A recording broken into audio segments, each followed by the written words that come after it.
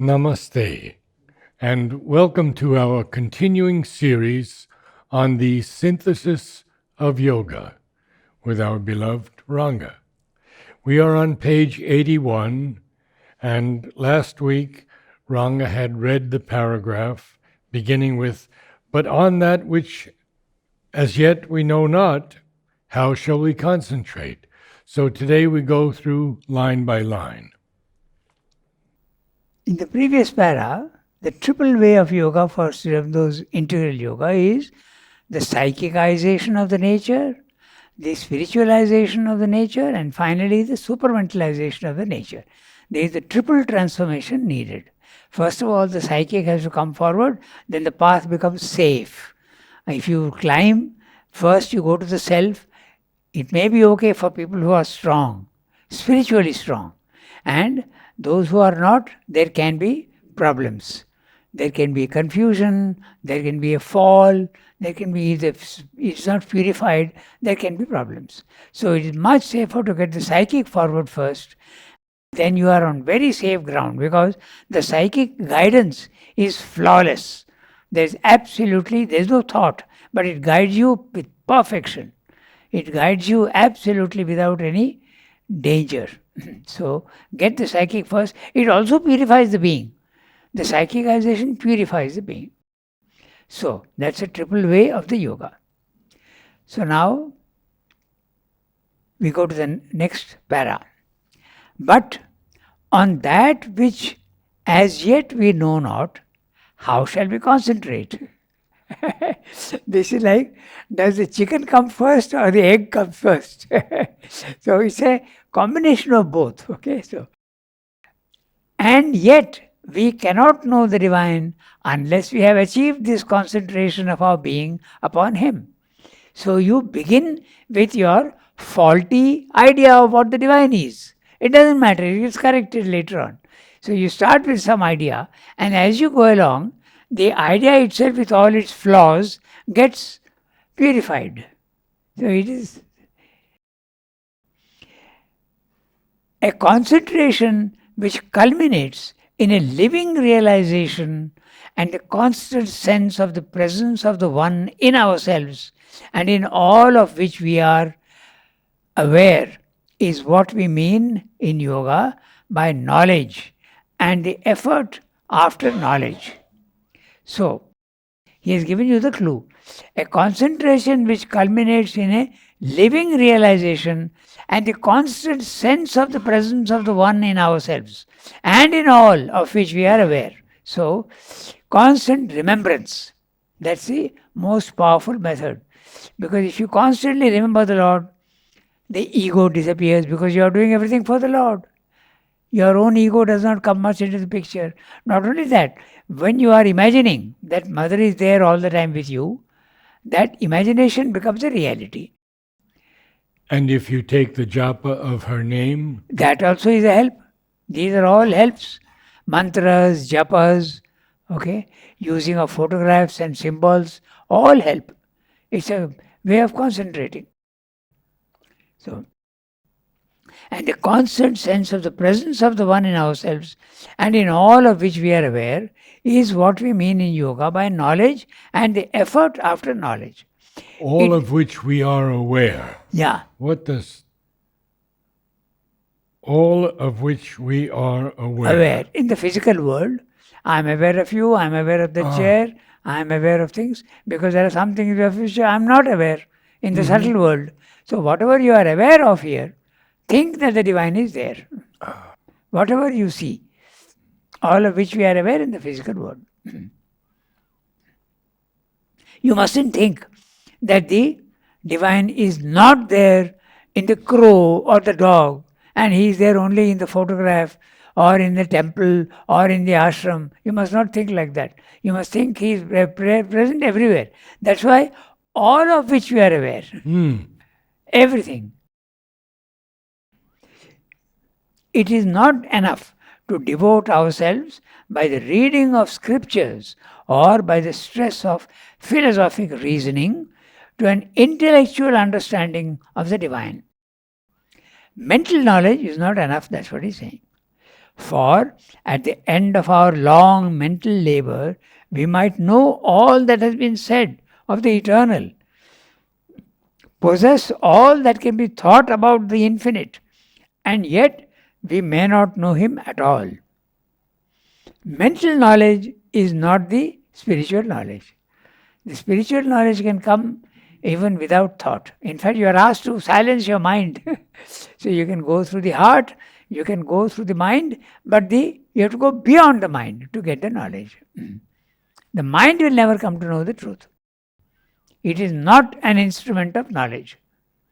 It's an instrument for searching for knowledge, but it is not an instrument for acquiring knowledge. He says that very clearly elsewhere. So, possess all that we can thought of about infinite, and yet we might not know him at all. This intellectual preparation can indeed be the first stage in a powerful yoga, but it is not indispensable. It is not a step which all need or can be called upon to take. Yoga would be impossible except for a very few if the intellectual figure of knowledge arrived at by the speculative or meditative reason where its indispensable condition or a binding preliminary. So he's saying theoretical knowledge is not absolutely essential, but it can help. He says it can be a powerful aid. So take some of the most developed spiritual people in India, and you will see that they have hardly had any education or mental training. Two glaring examples are Ramakrishna, almost illiterate. He could sign his name in Bengali. And Raman Maharshi also. At the age of 16, his education stopped. Okay? And I told you also about Jiddu Krishnamurti. He failed all his exams. What about Vashishta Ganapati Muni? Vashishta Ganapati Muni was a poet. Yeah. Yeah. So he was obviously... he came to see Sri Aurobindo. Yes. He came to see Sri Aurobindo with Kapali Shastri. Kapali Shastri was his disciple. So he came here once, and there are incidents with Raman Maharshi also with him, with Ganapati Muni. He had some sort of realization, but not a really highly developed spiritual person, no. He had a very good name, he had a good fame also at one time, and but he was very strong in poetry, Sanskrit. So, yoga would be impossible except for a very few if the intellectual figure of knowledge arrived at by the speculative or meditative reason. Now that's interesting. What's the difference between speculative and meditative? Speculative is the discrimination, thinking. When you speculate, you are thinking, you are using your mind, you are using your logic. This is right, this is wrong, this is the truth, this is the false. So, discrimination, you are using discrimination, viveka. That's a Jnana Yoga method. The Jnana Yoga method, the way of knowledge, is to discriminate what is the true and what is the false. What is the permanent and what is the impermanent. That's why you keep saying to yourself, I am not the body, I am not the body, I am not the vital, I am not the mind. I am pure consciousness. Not in words, but you go on saying that to yourself. Finally, one day the break comes.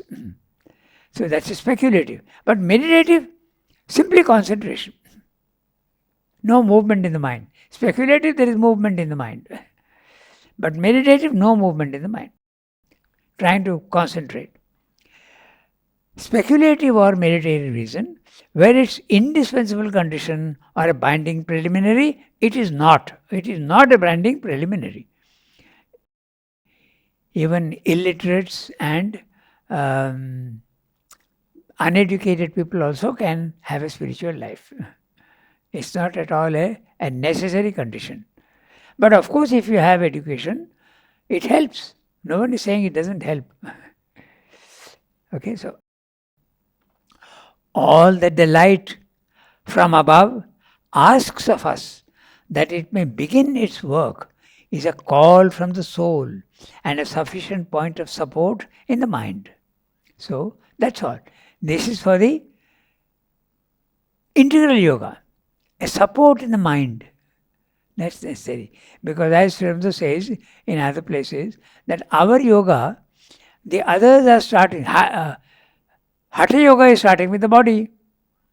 Bhakti yoga is starting with the emotional part of you. The Jnana yoga is starting with the silencing of the mind. Integral yoga, we begin with the idea that the Purusha in the mind. We begin with that. So that's why support in the mind. This support can be reached through an insistent idea of the divine in the thought. Okay? Insistent idea of the divine in the thought. One word, remembrance. Keep remembering the divine. Keep remembering the divine. Insistent idea of the divine in the thought. A corresponding will in the dynamic parts. The dynamic parts are the vital as well as your body which is acting all the time. The action part. Okay, so the dynamic part. Because the mind can be non-dynamic. It can be static. Okay, but there is a dynamic mind also. The dynamic mind is a upper vital. The vital mind is a dynamic mind, which puts into practice that which is theoretical. Dynamic mind. An aspiration, a faith, a need in the heart. If that is there, it's more than enough for the divine to do his work in you if you surrender. You have to surrender and the divine will do everything for you. So it's not only the mind. Yeah, that's right. You But need it is the will. a corresponding will, an aspiration, Yes. a faith, a need in the heart. Any of these will be enough to start with. Okay? A corresponding will, if it is there, fine. Then an aspiration, even that is also there. A faith, a need in the heart. Any of these will, starting point is enough. Any one of these may lead or predominate. If all cannot move in unison, there you are, you have the answer. So any one of these may lead or predominate. If all cannot move in unison or in an equal rhythm. Of course, it would be best if you have faith and you have a need in the heart and you have an aspiration and a constant thinking of the divine and a will. If all are there, your progress will be rapid. But that's very rare. The idea may be and must in the beginning be inadequate. Obviously, the aspiration may be narrow and imperfect, the faith poorly illumined, or even as not surely founded on the rock of knowledge, fluctuating, uncertain, easily diminished. The faith can waver, that's what he's saying. It can be, often even it may be extinguished and need to be lit again with difficulty, like a torch in a windy pass. There you are, he's giving an image. So if you are, your torch can be extinguished by a strong wind, but you have to relight it with difficulty. It may be, but you have to do it. But if once there is a resolute self-consecration from deep within, if there is an awakening to the soul's call, these inadequate things can be a sufficient instrument for the divine purpose. So any one of these small things will be enough to start. But it needs to be a resolute self-consecration. Yes. Okay. Then, but if once there is a resolute self-consecration from deep within, if there is an awakening to the soul's call, these inadequate things may be sufficient instrument for the divine purpose. Therefore, the wise have always been unwilling to limit man's avenues towards God. They would not shut against his entry even the narrowest portal, the lowest and darkest postern, the humblest wicket gate. Now, this is interesting because the narrowest portal, yes, your entry into the spiritual will be very, very through a very small amount, a very small door, he is saying. Or it could be the lowest and darkest postern. The postern is the gate at the back of the house. In India, particularly, the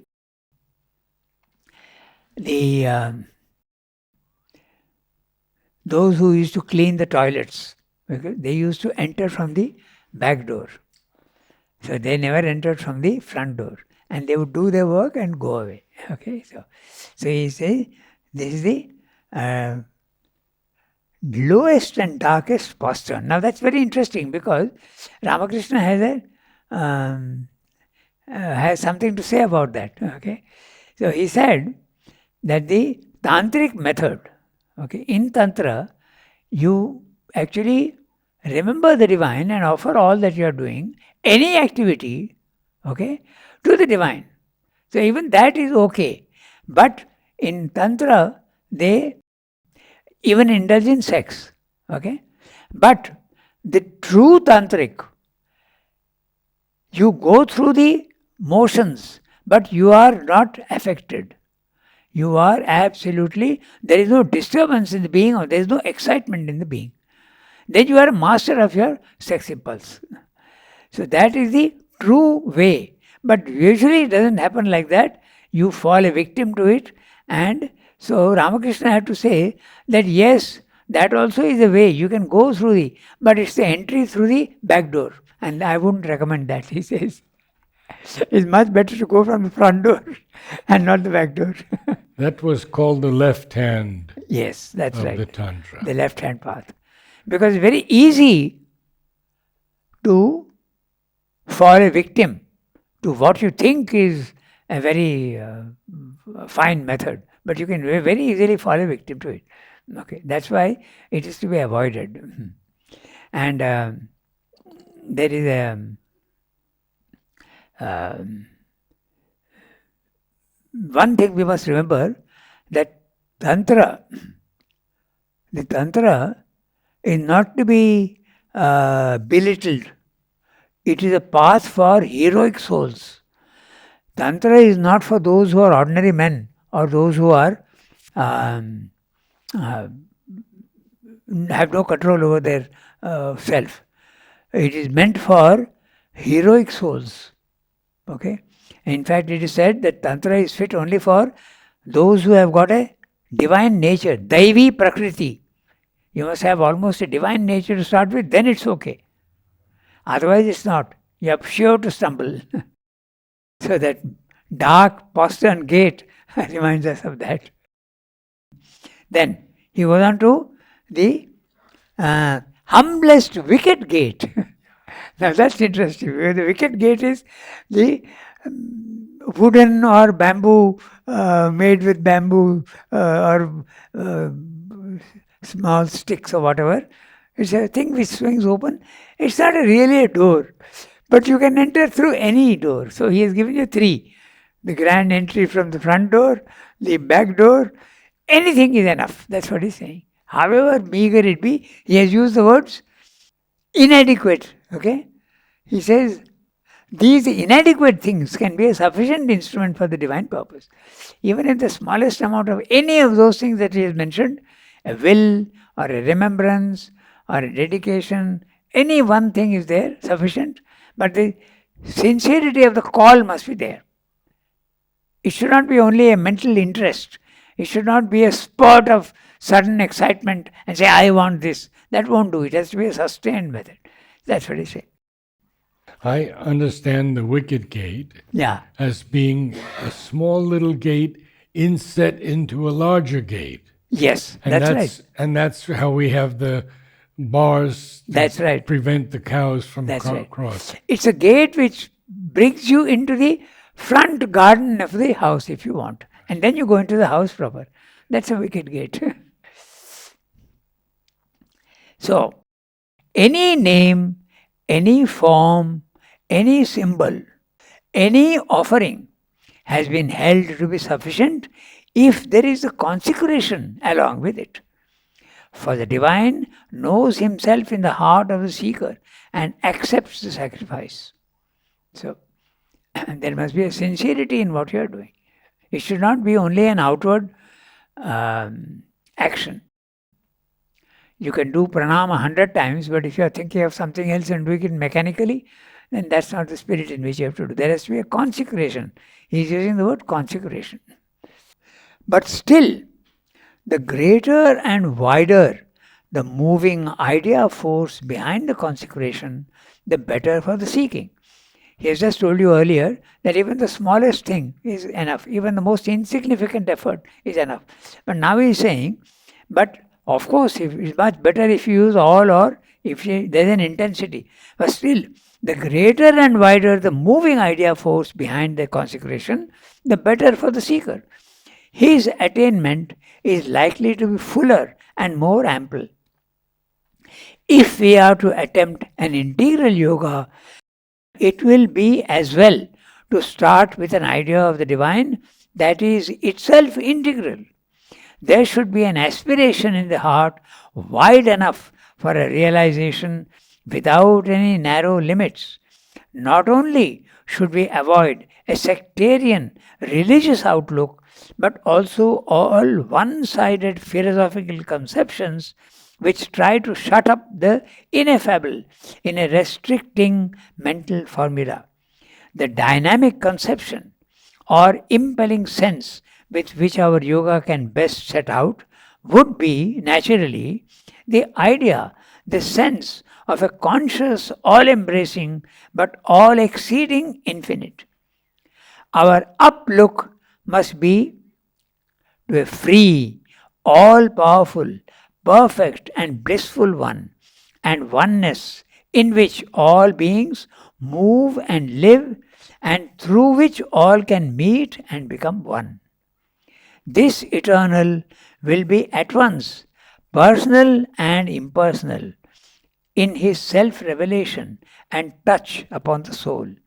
He is personal because he is the conscious divine, the infinite person who casts some broken reflection of himself in the myriad divine and undivine personalities of the universe.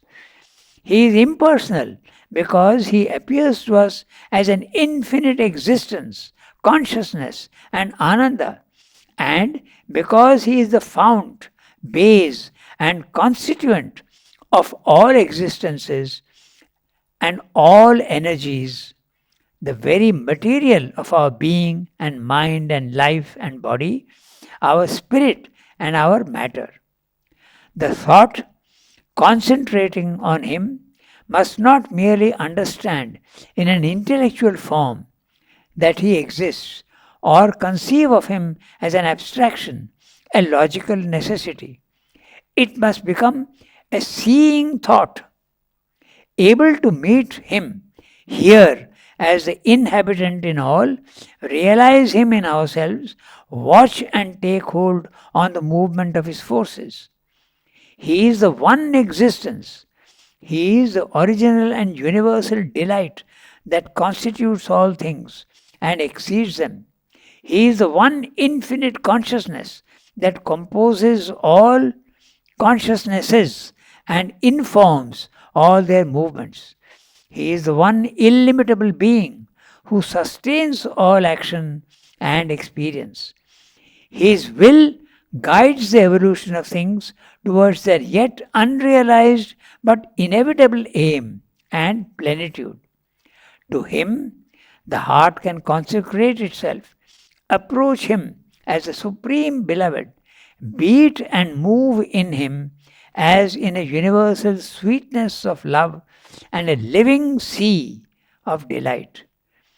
For his is a secret joy that supports the soul in all its experiences and maintains even the errant ego in its in its ordeals and struggles till all sorrow and suffering shall cease. His is the love and the bliss of the infinite divine lover, who is drawing all things by their own path towards his happy oneness. On him, the will can unalterably fix as the invisible power that guides and fulfills it, and as the source of its strength.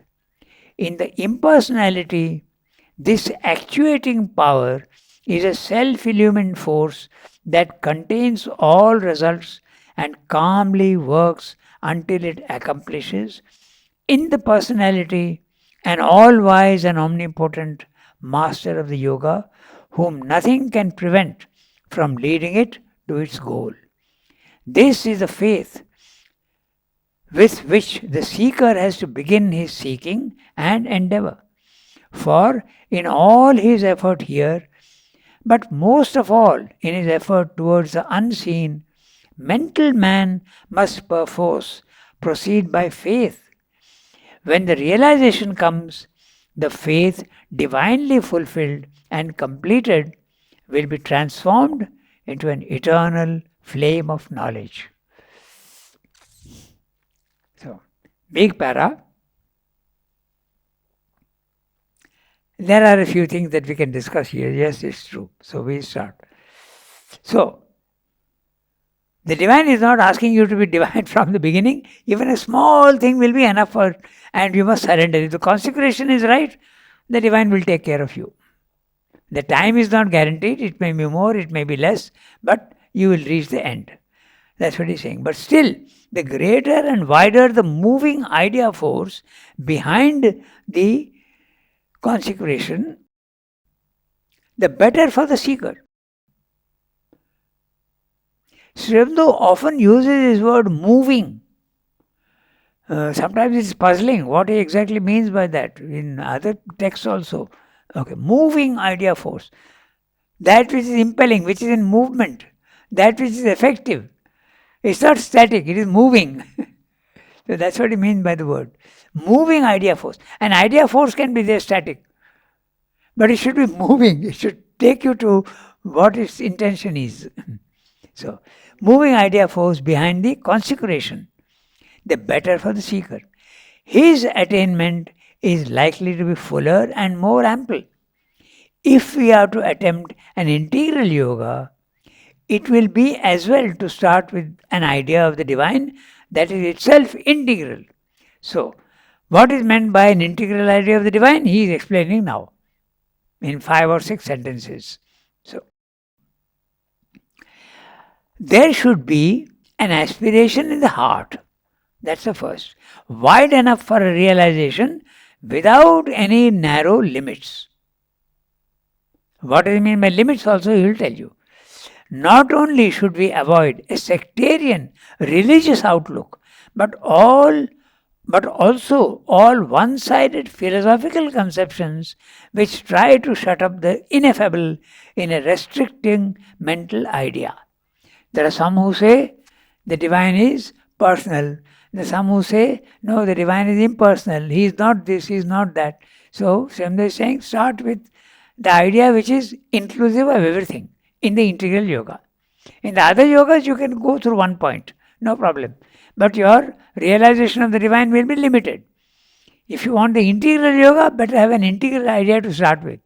The divine can be personal, he can be impersonal, he can be Allah, he can be Christ, he can be anything. Okay.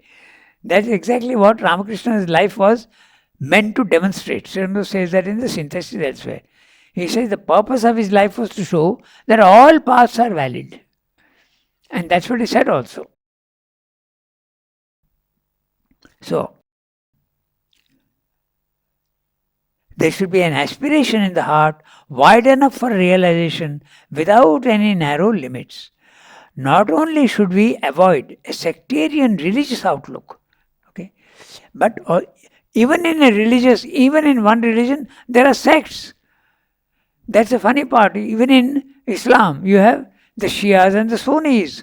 In Christianity also, there are, I think, 7 or 8 branches.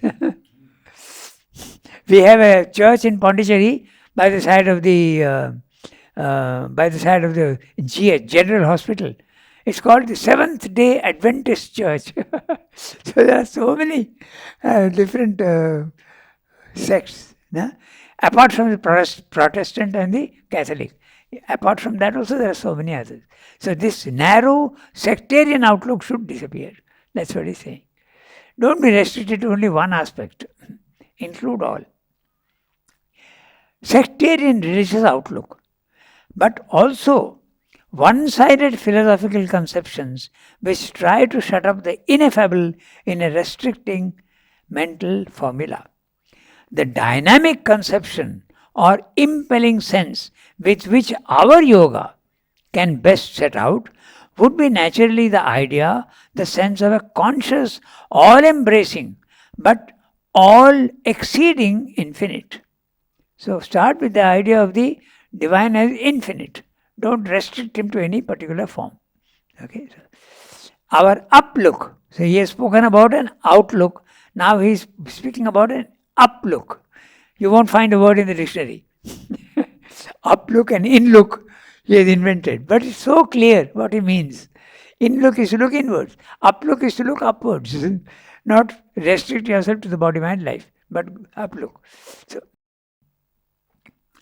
must be to a free, all-powerful, perfect and blissful one and oneness in which all beings move and live and through which all can meet and become one. This constant idea that the oneness is an important fact. There should be no divisions. There should be no sectarianism. This eternal will be at once personal and impersonal. There you are. So, the divine can take a form, or he can be formless. He can be personal as well as impersonal. In his self-revelation and touch upon the soul, he may show himself as a person, or he may make you experience him as an impersonal aspect. It depends. For Mother, it was the personal aspect. For Sri Aurobindo, it was the impersonal aspect to begin with. No? So, this eternal will be at once personal and impersonal in his self-revelation and touch upon the soul. He is personal because he is a conscious divine, the infinite person who casts some broken reflection of himself in the myriad divine and undivine personalities of the universe. So don't think that he can only be, he is there even in the undivine.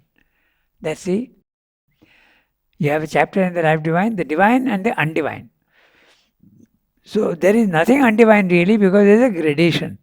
So if you are at one particular stage, whatever the stage be, what is below you is the undivine and what is above you is the divine.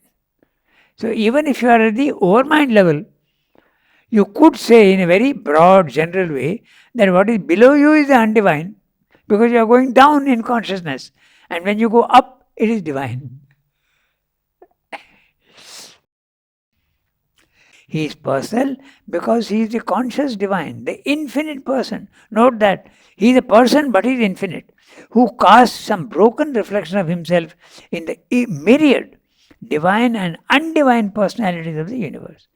He is impersonal because he appears to us as an infinite existence, consciousness and ananda, and because he is the fount, base and constituent of all existences and all energies, the very material of our being and mind and life and body, our spirit and our matter. So, he can be experienced as existence, he can be experienced as consciousness, and he can be experienced as ananda alone, without the other two. So this is the thing. So if you experience him as existence, that's usually the experience of the nirvana. If you experience him as consciousness, you go towards the Sankhya philosophy. And if you experience him as ananda, you go towards the Vaishnava theory. The divine is playing in the universe. Is a leela, is a play. So all of these are possible separately. Because he is the fount, base and constituent of all existences. So now, What does he mean by fount, base and constituent? He uses different words to get back to the general idea. Fount, the transcendent. That's where everything starts. Base, the cosmic. The cosmos is the base of the individual things here. And finally, constituent, the individual. He is going into each thing individually. So you see, he has used different words, but he is coming back to the basic idea of the transcendent, the cosmic, and the individual. He uses different words. Okay? Of all our existences and all energies, the very material of our being and mind and life and body. Okay? So, which is the being? The mind and life and body is clear. But the being, I suppose the individual Jivatman. Okay. Then he says, the thought. Now he is going to tell you one by one. First he is talking about the thought. Then he'll talk about the heart. Then he'll talk about the will. Okay. All of them must participate in this action. So, I have highlighted the word, so I remember, so I am telling you. Now, what about the thought? Concentrating on him must not merely understand in an intellectual form that he exists or conceive of him as an abstraction, a logical necessity. You must not think of him in that way. Okay? You must think of him, it must become a seeing thought, a thought that sees. The Sanskrit word is very extensively used elsewhere. Pashyanti buddhi, a buddhi which is seeing, capable of seeing, not simply capable of thought, but it must be capable of sight, drishti. Okay, you must see the divine. In fact, when you go to the higher mind level, normally thought is replaced by sight. You start seeing the reality. You don't need words. You just see the sight. Okay, so seeing thought, able to meet him here as the inhabitant in all. He is there in everything. He is you can see him in everything. Realize him in ourselves. Watch and take hold on the movement of his forces. He is the one existence. He is the original and universal delight that constitutes all things and exceeds them. Okay, so he is the one infinite consciousness that composes all consciousnesses and informs all their movements. The word inform means to go into the form, not the other novel idea of information. So they use the word inform in that sense. To go into, it goes into each thing. It goes into the form.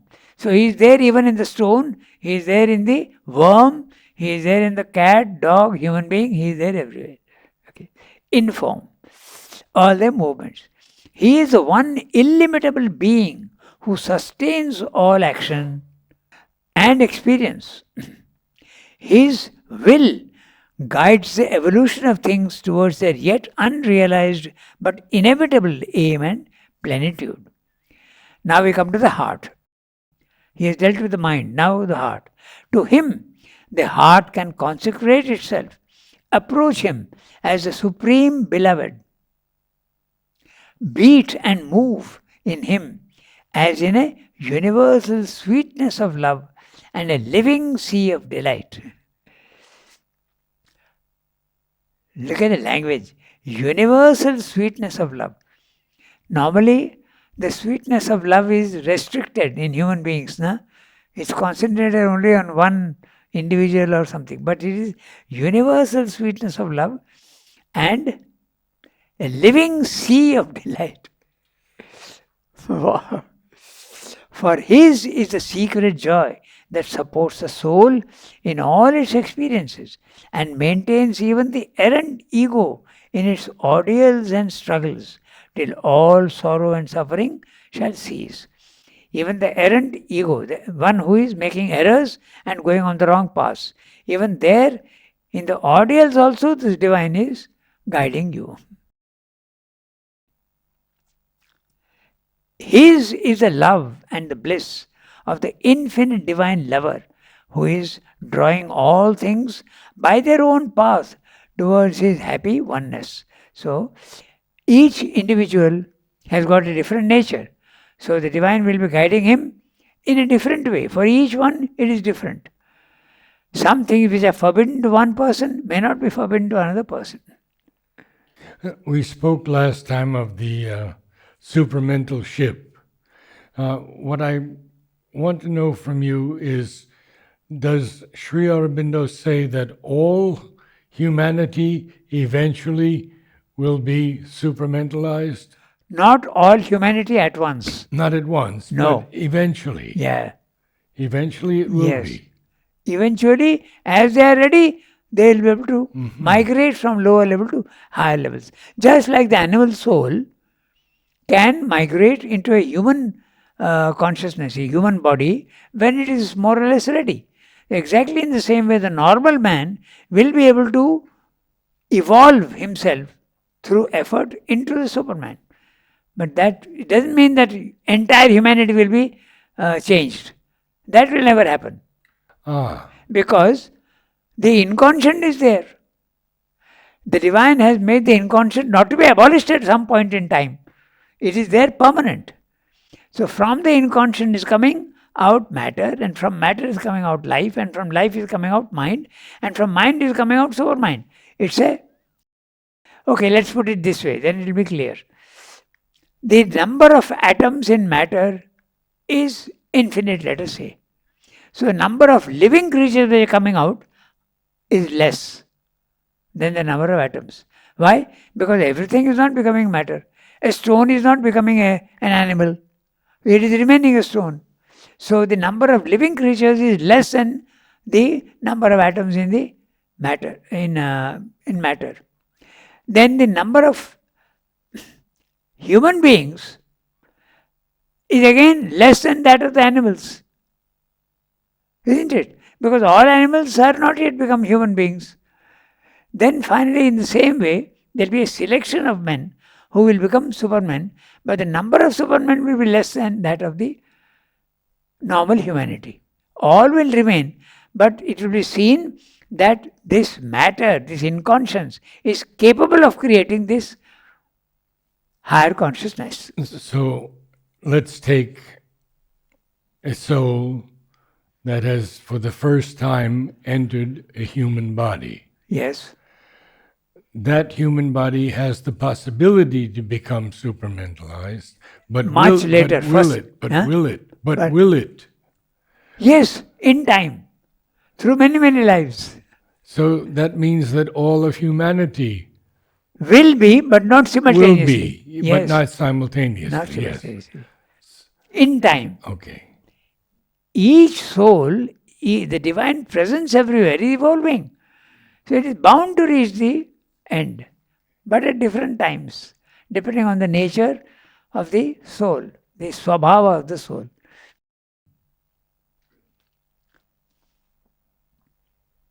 If all humanity were to become supermen, then the drama would have a climax and an end. But that's not going to happen because perfection is infinite. It will go on and on and on. Shamda says that even after the supramental race, more evolution will continue even beyond that. The only difference being that up to the supramental, there is evolution from ignorance to knowledge. But after that, it will be from knowledge to further knowledge. That's the only difference. But evolution will continue. Okay, so on him, now he comes to the will. So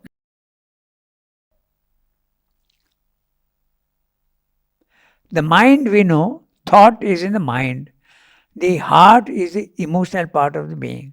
The will, the real will is in the psychic being. But it's also the higher vital that also can have a will. Okay? So that's what he's saying.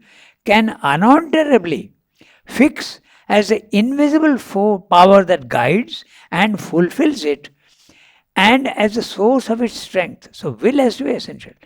In the impersonality, this actuating power is a self-illumined force that contains all results and calmly works until it accomplishes. In the personality, an all-wise and omnipotent master of the yoga whom nothing can prevent from leading to its goal. So he can be impersonal as well as personal. That's what he's explaining. So, in the impersonal, this actuating power, the power is not aimless. There can be power which is aimless. It can go on repeating itself meaninglessly. But this is an actuating power. It takes you towards a effective power. It is a self-illumined force because the force contains knowledge. It's self-illumined. Illumination is knowledge. So it's a Chit Shakti, it becomes. That contains all results and calmly works until it accomplishes. But in the personality, an all-wise and omnipotent master of the yoga, whom nothing can prevent from leading it to its goal. This is the faith with which the seeker has to begin his seeking and endeavor. So Surendra is using again two words, seeking and endeavor. You can come to your own conclusions, which part is seeking and which part is the endeavor, because he is using two words and you never use these words uselessly. So seeking would be more in the mind. I would feel that. And endeavor maybe would be the heart and the will. Yes. For in all his effort here, but most of all in his effort towards the unseen, mental man must perforce proceed by faith. That is essential. When the realization comes, the faith divinely fulfilled and completed will be transformed into an eternal flame of knowledge. So what is faith will become knowledge. That's what he's saying. Namaste, Om. And thank you for attending.